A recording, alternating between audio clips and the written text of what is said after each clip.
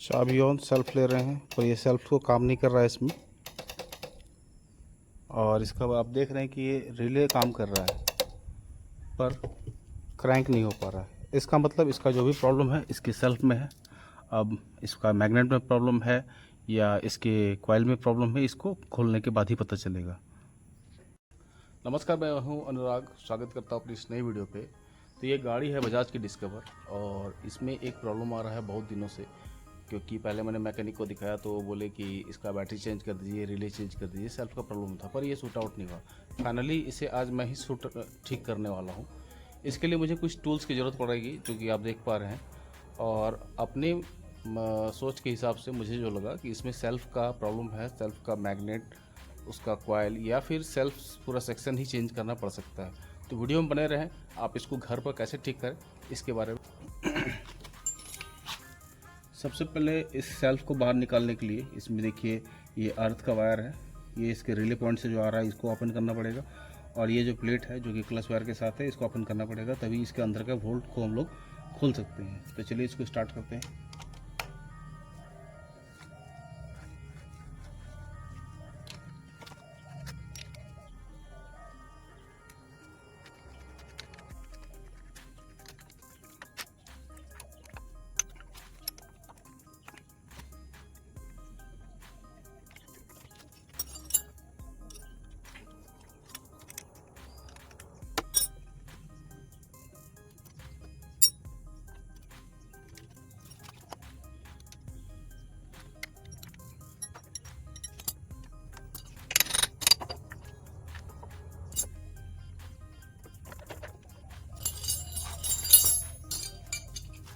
इसको यहाँ से निकालने के लिए थोड़ा सा बैक साइड से इसको ठोकना पड़ेगा।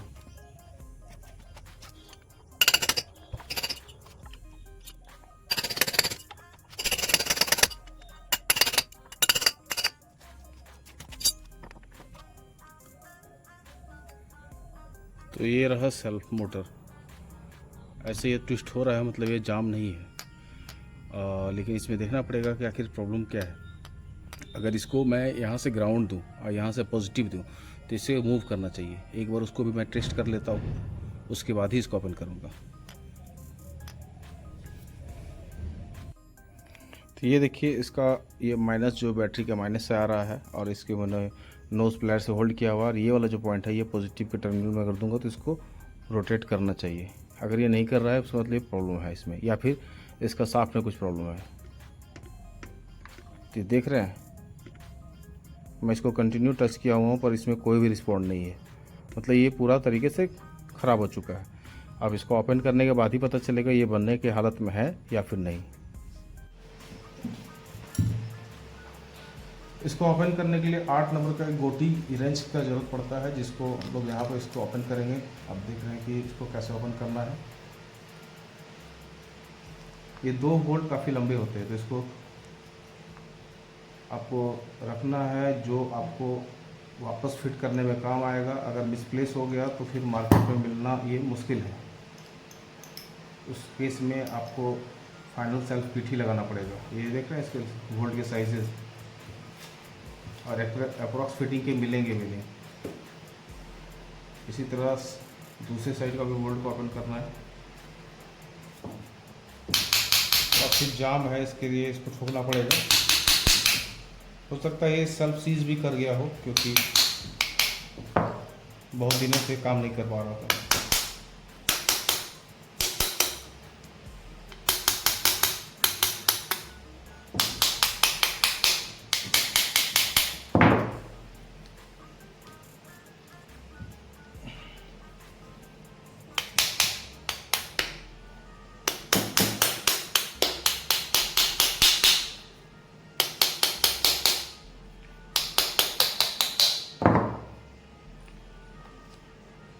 ये देखिए ये है इसके टूटे हुए पार्ट्स।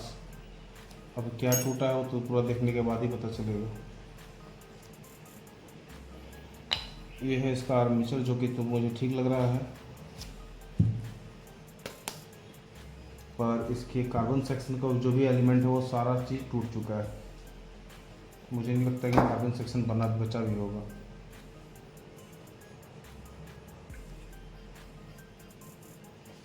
ये जो नॉच है ये बैक साइड का है नॉच। इस चीज़ ये जो नॉच आप देख रहे हैं ये बैक साइड का नॉच है। यहाँ पे ये इस रियर सेक्शन का है, इसको ध्यान में रखना है। वो यहाँ पर इस तरह से ये फिटिंग होता है। कोई भी गाड़ी का सेल्फ खोलेंगे तो उसमें इस टाइप की इंडिकेशन एक नॉच मिल जाएगा, जो कि बाहर साइड में भी सिंबल दिया हुआ है। ये इसका मैग्नेट पोर्शन है जिसको हम लोग क्लीन कर लेंगे। और रही बात, ये आप इसका आर्मेचर है जो कि ठीक ही है, मुझे नहीं लग रहा है डैमेज होगा। तो हम लोग इसमें इसका नया कार्बन सेटअप को इंस्टॉल करेंगे, उसके बाद ट्राई करेंगे कि क्या ये वर्क कर रहा है कि नहीं कर रहा है। क्योंकि अभी तो मुझे इसमें कुछ कार्बन भी लगभग ख़त्म ही है, कार्बन है ही नहीं। तो पहले हम लोग क्लीन करते हैं, फिर हम लोग इसका कार्बन अगर मेरे पास होगा तो मैं ट्राई करूँगा, या फिर हो सकता है कि मुझे मार्केट से न्यू लाने पड़े। कार्बन इसका एंड ही है, बचा हुआ इसमें कुछ भी नहीं। अब ये देखिए कि ये सारा किट मैंने नया लाया, देखते कि ये इंस्टॉल हो पाता है कि नहीं। 208 रुपये का इसमें प्राइस है, इसका प्राइस। ये आप देख रहे हैं कि लुकस टीवीएस कंपनी का है। अगर ये सेल्फ की बात करूं तो यह है तो बजाज की बाइक, पर ये भी टीवीएस की ही है। क्योंकि कोई भी कंपनी हर पार्ट्स खुद नहीं बनाती, किसी न किसी कंपनी से वो ऑफर की जाती है। तो चलिए जब नेक्स्ट इसका इंस्टॉलिंग का काम करते हैं हम लोग। सारे ओ रिंग्स के साथ सारे पार्ट्स हैं। बहुत ऐसे टाइम रहेंगे कि पुराने पार्ट्स को रखने पड़ता है, कि पुराने पार्ट्स में क्या है कि कुछ एक पार्ट सिमिलर हो सकता है नहीं मिलेगा, तो उस टाइम आपके पुराने पार्ट्स के साथ रीयूजेबल वो काम आ जाएगा। तो मैं एक साइड क्या करता हूँ कि इसके सारे पुराने पार्ट्स को भी रख लेता हूँ। देखता हूँ कि जो नहीं हो पाएगा वो पुराने पार्ट्स को यूज़ करूँगा। ठीक है,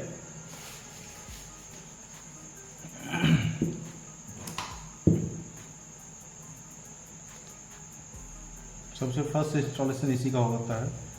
ये इस जगह में ये इस तरह से ये इसका ये लॉकिंग नोज़ल है, इसको ये देखिए कि यहाँ पे बैठाना है। ठीक है, ये बैठ गया।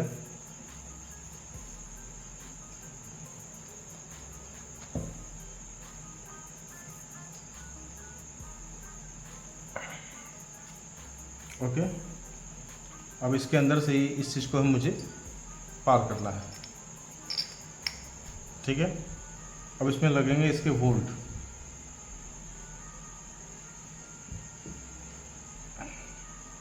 सबसे पहले ये छोटी सी ओरिंग जाएगी इसके अंदर में।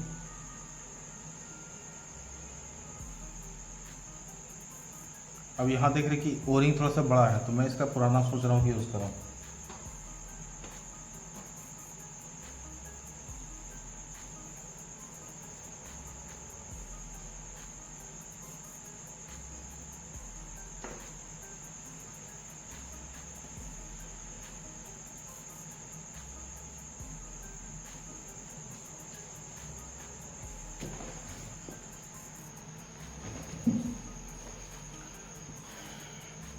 एक छोटी वाली ओरिंग इसके अंदर में रहेगा, इसके ऊपर ये फाइबर का जो वाशर दिख रहा है ये रहेगा। इसका रीज़न ये है क्योंकि ये जो है पॉजिटिव टर्मिनल है और ये बॉडी हो गया नेगेटिव। पॉजिटिव और नेगेटिव के बीच में शॉर्ट सर्किट ना हो, इसके लिए अंदर में ये फाइबर दिया हुआ है, प्लस इसके ऊपर एक ओरिंग दिया हुआ है रबर का, इसके ऊपर ये लग गया। ठीक है, इसके ऊपर एक और ओरिंग है जो कि रबर का बना हुआ है, क्योंकि सीलेंट का काम करता है और इसको टाइटली होल्ड किया हुआ रखता है। पर इसके साथ एक और बोल्ट होना चाहिए जो मुझे इस नए किट के साथ नहीं दिख रहा है। अगर मैं यही लगा दूंगा तो बार बार खोलने और लगाने के क्रम में ये लूज़ हो सकता है। अब मैं यहाँ पर क्या करूँगा कि इसमें एक पुराना वाला जो सेटअप का था, पुराने वाले बोल्ट को मैं यूज़ करने वाला हूँ। ये देख रहे हैं ना। अब इसको मैं यहाँ लगाऊँगा। ओके, यहाँ लगाऊँगा, लगाया इसको। ठीक है, यहाँ लगाने के बाद इसको मैं यहाँ से टाइट कर रहा हूँ।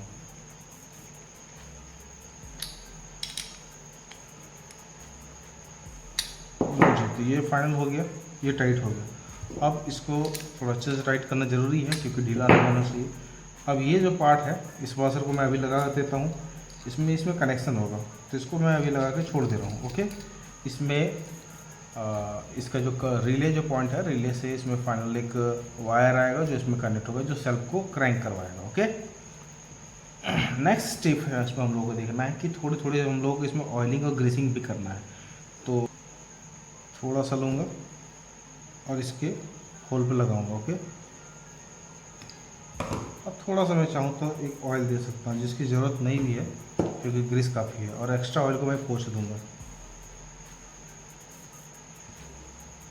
ये रहा आर्मेचर,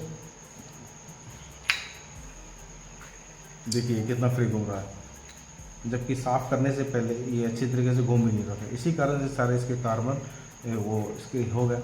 और रही बात इसको, तो इसको क्लीन किया है मैंने डीजल से, थोड़ा सा डीजल लेके इसको वॉश कर देना है, मैंने पानी से धो दिया। ये आर्मेचर है, इसको नहीं दिया, उसको डीजल से मैंने कपड़े में डीजल भंगा के अच्छे से पोंछ दिया। और यहाँ पर सैंड पेपर से 120 नंबर वगैरह, अगर 100 नंबर भी आप यूज़ कर रहे हो तो उससे सैंडिंग कर देने से क्या होगा, ये स्मूथ हो जाता है और ये फिनिशिंग अच्छा खासा इसमें आ गया है। ओके, नेक्स्ट स्टेप करना है कि ये जो फाइबर पार्ट है पतली वाली, ये नीचे रहेगी, इसके ऊपर ये रहेगी, और इसका ये इस जो पार्ट है इसमें स्प्रिंग रहेगा। ये रहा स्प्रिंग, स्प्रिंग ऐसे रहेगा, इसके आगे रहेगा मैग्नेट, और वही मैग्नेट इस आर्मेचर में जाके कनेक्ट होता है, तब ये काम करता है।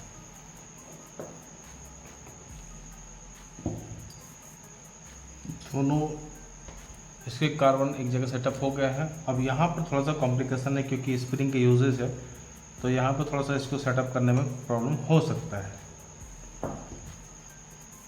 आप देखते रहें कि मैं इसको कैसे कर रहा हूँ।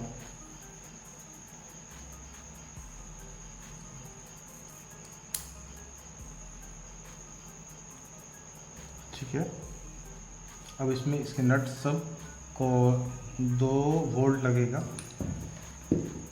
1 वोल्ट यहाँ है, एक यहाँ है, इसके पीछे स्प्रिंग होगा, इसके पीछे ये आपका कार्बन लगेगा। ओके,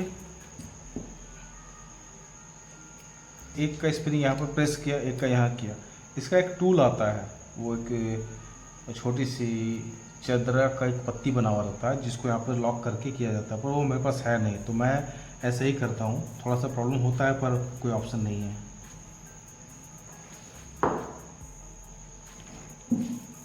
तो जी इस सेटिंग को मैं वापस से खोल कर एक दूसरे तरीके से दिखा रहा हूँ कि इसको देखिए कि मैंने यहाँ पर सिर्फ मैग्नेट डाला है, ठीक है, सॉरी कार्बन डाला है। ओके, अब इस कार्बन को क्या करूँगा, मैं आगे प्रेस करके इसके पीछे मैं इसके स्प्रिंग को प्रेस कर दूँगा। सपोज दैट यहाँ पे देख रहे हैं कि यहाँ पर ये कार्बन है, इसके पीछे स्प्रिंग रहेगा,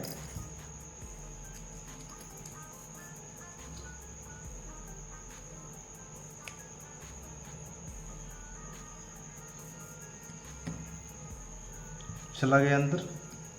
सेम प्रोसेस मैं बैक साइड पे करूँगा, दूसरे साइड पे भी। इसमें आपको इंस्टॉलेशन में आसानी होगी।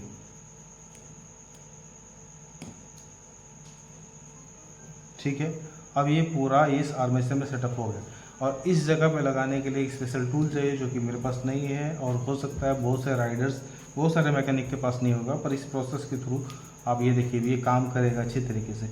मैं इसको रोटेट कर रहा हूँ पर ये अच्छी तरीके से काम करेगा।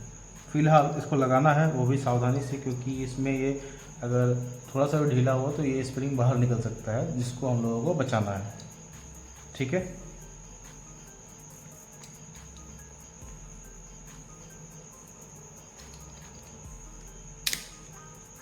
देखिए ये बैठ गया। ओके, अब जैसे ये बैठा ये अच्छी तरीके से काम कर रहा है, पर उसके साथ ही मुझे इस चीज़ को भी लगाना है यहाँ पे।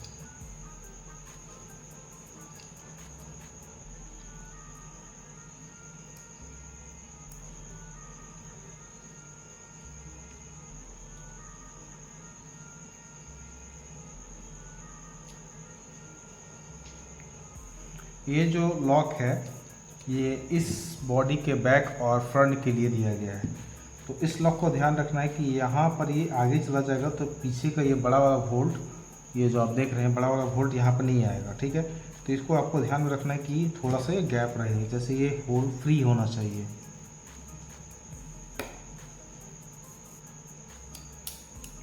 अब बच गए इसके नीचे की जो फाइबर फ्रेम है जिसमें कार्बन लगा हुआ है, उसको इंस्टॉलेशन तो हो चुका है, उसको लॉक करने का काम।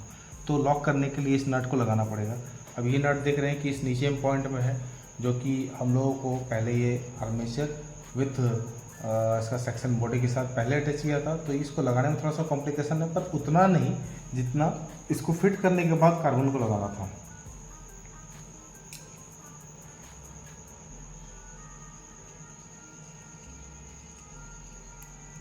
इस नट को उठाने में प्रॉब्लम हो रहा है, तो मैं क्या करूँगा, इसका मैग्नेट को अगर यहाँ पर थोड़ा सा रब करूँगा, ज़्यादा जोर नहीं करना है, तो इसमें थोड़ा सा मैग्नेटिक फील्ड इस स्क्रू ड्राइवर में भी आ जाएगा, जिससे आपका यह काम आसान हो सकता है। ठीक है,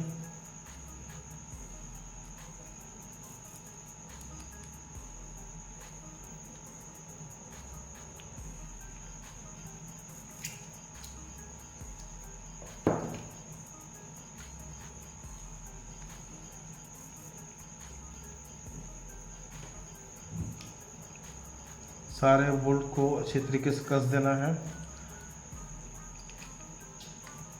और थोड़ा ध्यान से इसको नीचे दबा के इसको हल्का सा घुमा के देख लेना, ये फ्रीली घूम रहा है बिल्कुल अच्छे तरीके से।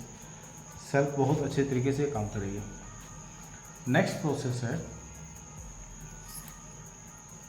ये एक वाशर को ध्यान में रखना है, क्योंकि यहाँ पर इस वाशर को होना ज़रूरी है। मैं थोड़ा सा इसमें ग्रीस का एक पतला सा लेयर कर दे रहा हूँ।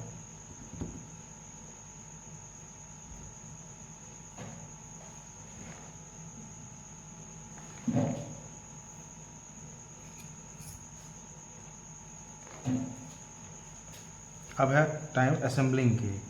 तो सबसे बड़ा पॉइंट है कि जैसे मैं इसको डालूंगा तो ये मैग्नेट इस आर्मेचर को अपनी ओर खींचेगी और ये सारा सेटअप बेकार हो जाएगा।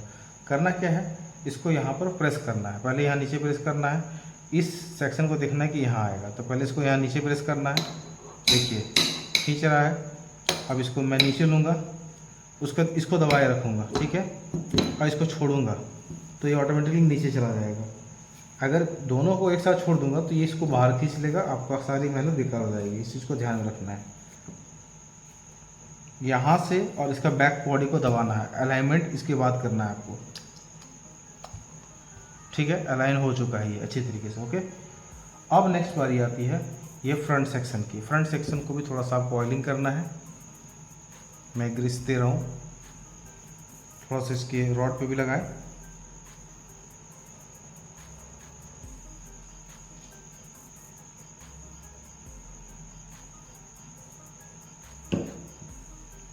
अब फ्रंट सेक्शन में हम लोग इसको करना है, तो इसके लिए फिर से मैं वही प्रोसेस करूँगा। पहले नीचे प्रेस करूँगा और इसको यहाँ पे नीचे करना है प्रेस धीरे धीरे। हालांकि इसमें ये रिवर्स में नहीं आएगा, पर फिर भी सेफ्टी कंसर्न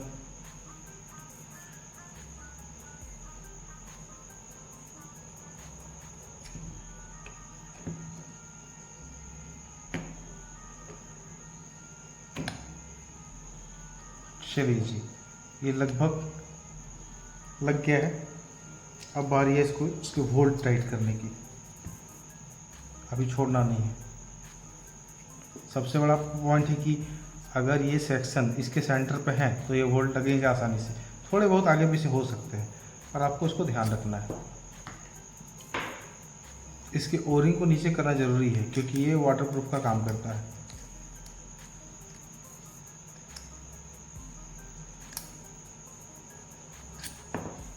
शायद ये नट के सेंटर पे नहीं है, तो क्या करोगे, इसको यहाँ से पकड़ना है और इस चीज़ को खींचना है बाहर।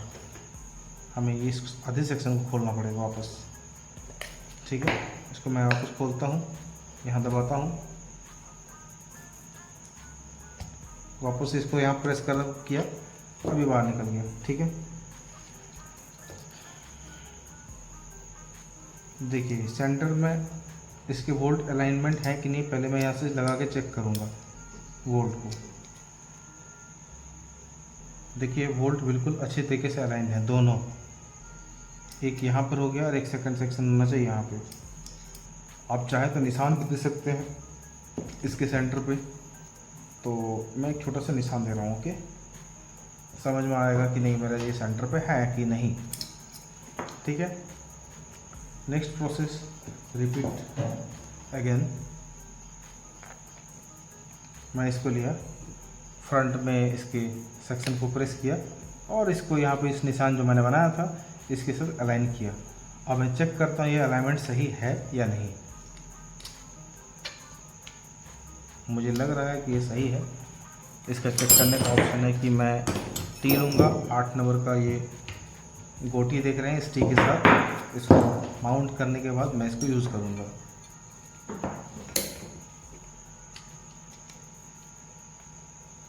जी, ये अपने सेंटर पर अलाइन है। थोड़ा सा टाइट करने के बाद दूसरे साइड को भी बोल्ट को इसके साथ एडजस्ट करना ज़रूरी है।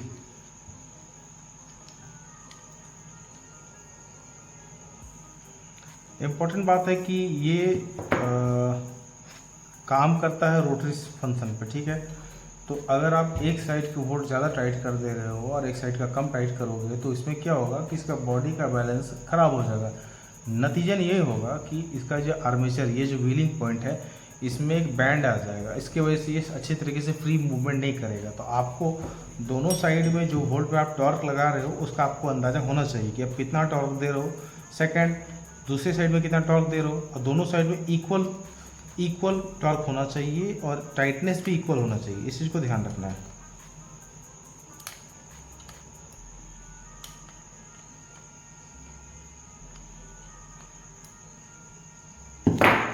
फिर इसको चेक करना है हाथ से।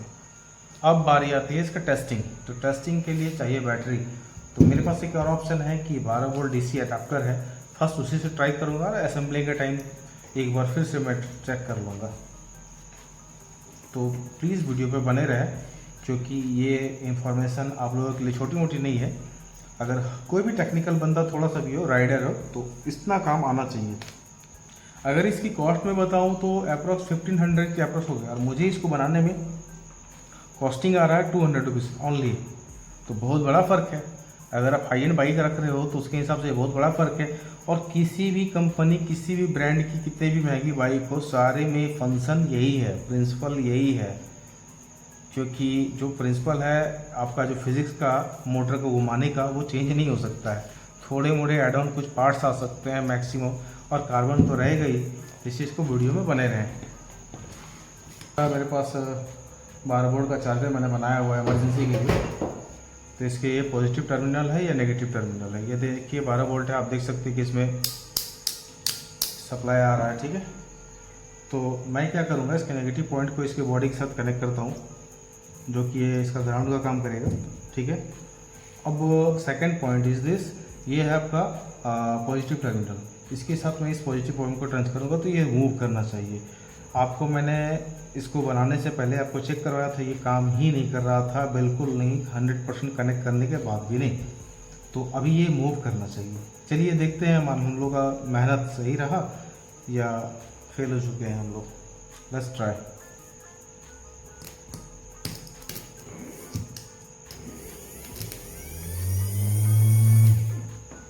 देखिए ये बिल्कुल अच्छे तरीके से बन चुका है। इसमें जैसे मैं कनेक्ट कर रहा हूँ तो ये देखिए स्पीड से मूव कर रहा है। फिर से देखिए एक बार दोबारा।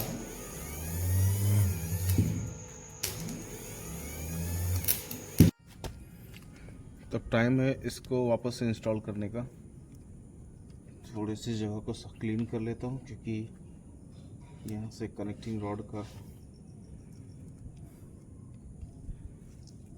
फ्लाईव्हील में कनेक्ट होगा सेल्फ। थोड़ा सा डस्टी लग रहा था, इसीलिए मैं इसको क्लीन कर लिया। थोड़ा सा लुब्रिकेंट,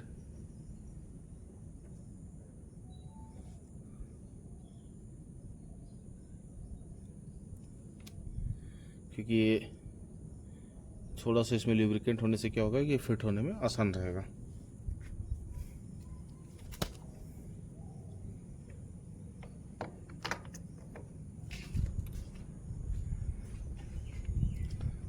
ये अर्थ वायर को कनेक्ट करना ना भूले।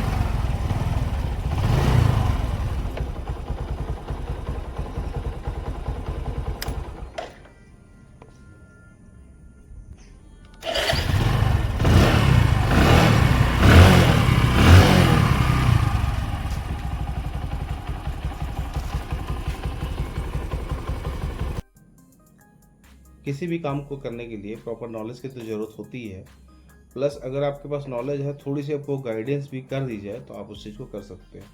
मेरे इस छोटा सा जो एक वीडियो आपके लिए मैंने बनाया, ये एक सेल्फ रिपेयरिंग का था। है तो ये काफ़ी बेनिफिशियली, जिसको नीड नहीं है उसके लिए बेनिफिशियली नहीं है, पर राइडर्स के लिए कितना बेनिफिशियल है ये मैं बता सकता हूँ, क्योंकि मैं खुद भी एक राइडर हूँ। प्लस जो मैकेनिक्स लोग भी कैसे काम करते हैं, इसके लिए मैंने ये वीडियो शूट किया कि आखिर किस टाइप से इस चीज़ का रिपेयरिंग हो सकता है। जनरली होता क्या है, किसी भी सर्विस सेंटर अगर आप जा रहे हो, आपकी गाड़ी में सेल्फ संबंधी कुछ भी प्रॉब्लम आ रहा है, तो उन लोगों का कहना रहेगा कि आपका स्टार्टर मोटर डेड है, वो रिप्लेस हो जाएगा। टू व्हीलर्स में के अगर सेगमेंट में बताऊं तो अप्रोक्स 2000 के करीब वो कॉस्ट करेंगे, प्लस लेबर चार्ज।